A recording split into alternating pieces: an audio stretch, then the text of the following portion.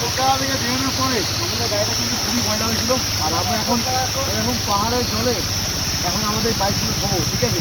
আর সেটা তোমার আসছি যে হেলমেট খুঁজিনি, কারণ এত বৃষ্টি পড়ছে হেলমেটটা খুললাম না, মাথায় জলে যদি ঠান্ডা লাগছে। এখন আমরা ঘুমো কিন্তু বাইক।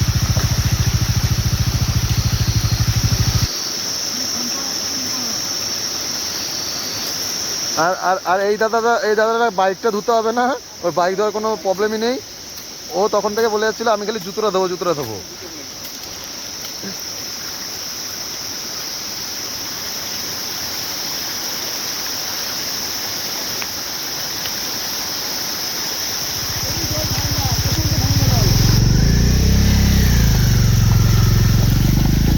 দারুণ একটা অভিজ্ঞতা কিন্তু এটাও, দারুণ একটা অভিজ্ঞতা।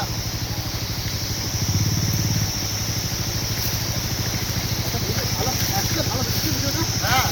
হুম।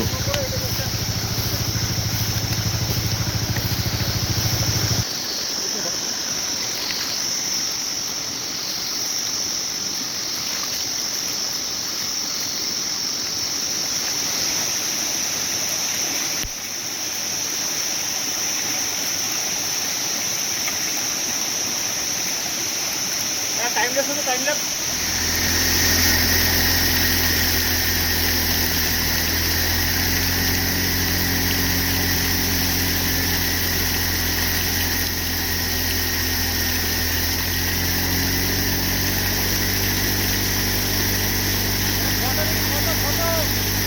তো আমাদের এখানে বাইক দুজনে ধোয়া কমপ্লিট।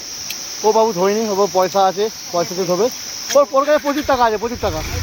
আমাদের পয়সা নাও, আমরা তাই এখানে ধুলাম, কি আমি তাই তো ব্যাস। ন্যাচারাল পানি দিয়ে ন্যাচারাল ধোয়া, ঠিক আছে। চলো এবার সবাই হোমস্টে।